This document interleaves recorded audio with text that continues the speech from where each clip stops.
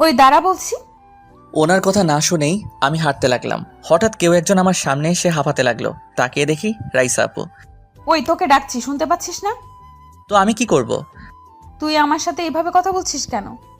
আম্মু বারণ করেছে রাস্তাঘাটে যেন কোনো মেয়ের সাথে কথা না বলি। আমার সাথেও কি কথা বলতে নিষেধ করেছে? আপনি তো মেয়ে, আলাদা করার বলার কি আছে? উনি আমার গাল দুটো টেনে বললেন, বাহ, তুই তো দেখছি আম্মুর বাধ্য ছেলে। এবার সরুন, আমার দেরি হয়ে যাচ্ছে। চল দুজন একসাথে যাই। আপনাকে এতক্ষণ কি বললাম? বলছি না আম্মু মেয়েদের সাথে মিশতে বারণ করেছে। হঠাৎ রাইসা আপুর বান্ধবী দিয়া আপু বলল, কি রে রাইসা, তুই এই পিচ্চিটার সাথে কি কথা বলছিস? তুই আর আসার সময় পেলি না? কেন, তোদের ডিস্টার্ব করলাম নাকি? ওনারা দুজন কথা বলছেন, এই সুযোগে এক দৌড়ে আমি চলে আসলাম। ওই কোথায় পালাচ্ছিস? আরে যাবেই আর কোথায়, এখন চল, দেরি হয়ে যাচ্ছে। আমি কলেজে চলে আসলাম। এতক্ষণ কি হলো নিশ্চয়ই কিছু বুঝতে পারলেন না।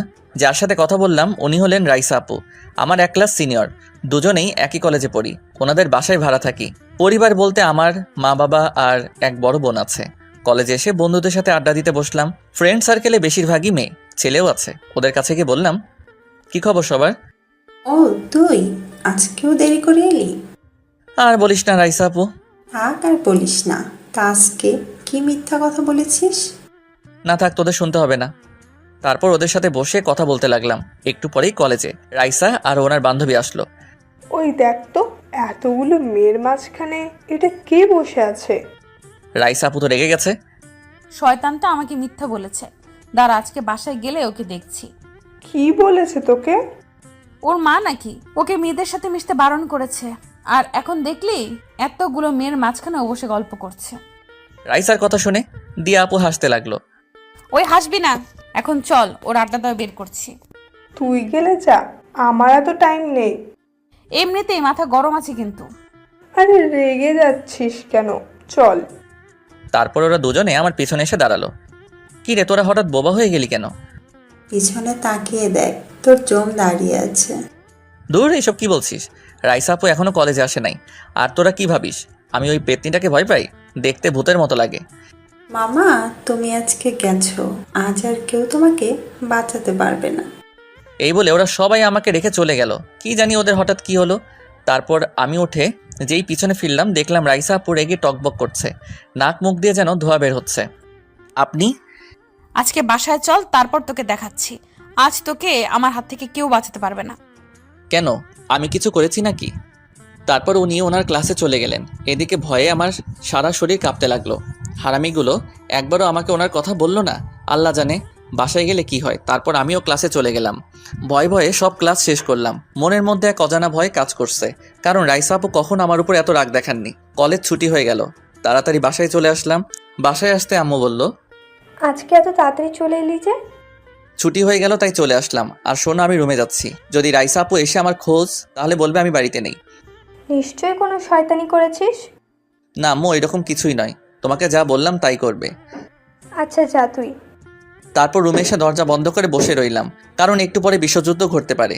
মনে মনে যা আন্দাজ করলাম তাই হলো, কারণ বাইরে রাইসার গলার আওয়াজ শোনা যাচ্ছে। আন্টি, কি হলো, তোকে এমন দেখাচ্ছে কেন? আগে বলো তোমার শয়তান ছেলেটা কোথায়? আজকে ওর একদিন কি আমার একদিন। জানতাম শয়তানটা নিশ্চয়ই কিছু একটা করেছে। কি করেছে আমাকে বল। আগে বলো ও কোথায় এখন? তোর ভয়ে রুমে বসে আছে। এদিকে আমি রুমে বসে সব শুনছিলাম। হায় হায়, আম্মু তো সত্যি কথা বলে দিল। তারপর রাইসা হনহন করে আমার রুমের সামনে আসলো, দরজা ধাক্কাতে লাগলো। ওই দরজা খোল বলছি। আরিয়ান এখনো ঘুমাচ্ছে, সো ডিস্টার্ব না করলে খুশি হতাম। একবার দরজাটা খোল, তোর ঘুম আমি বের করছি। আপু, কে আপনি? আর এইসব কি বলছেন? তোর জম বলছি, সাহস থাকে তো দরজা খোল। ছি ছি, আপনার লজ্জা করছে না?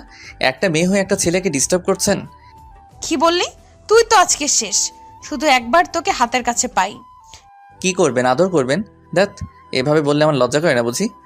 কাছে পেলে তোর ঘাড় মটকাবো, একটু অপেক্ষা কর। তারপর উনি আমার বোনের রুমে গেলেন। এই রিয়া, কি করছিস তুই? দেখছিস না, কাজ করছে। তোর ভাইকে কিন্তু। তোর কথা কিছুই বুঝতে পারছি না। আজকে কলেজে যাসনি কেন? শরীর খারাপ ছিল। এখন বল, তুই এত রেগে আছিস কেন? তোর ভাইকে রুম থেকে বের কর। কেন করব? আমাকে বল কি হয়েছে। একবার ওকে হাতের কাছে পাই তারপর মজা বোঝাবো। আমার সাথে মজা করা? ধ্যাত, কি হয়েছে আমাকে বলবি তো? নিচে থেকেই কি বিড়বিড় করছিস? কিছু না, এখন আসি।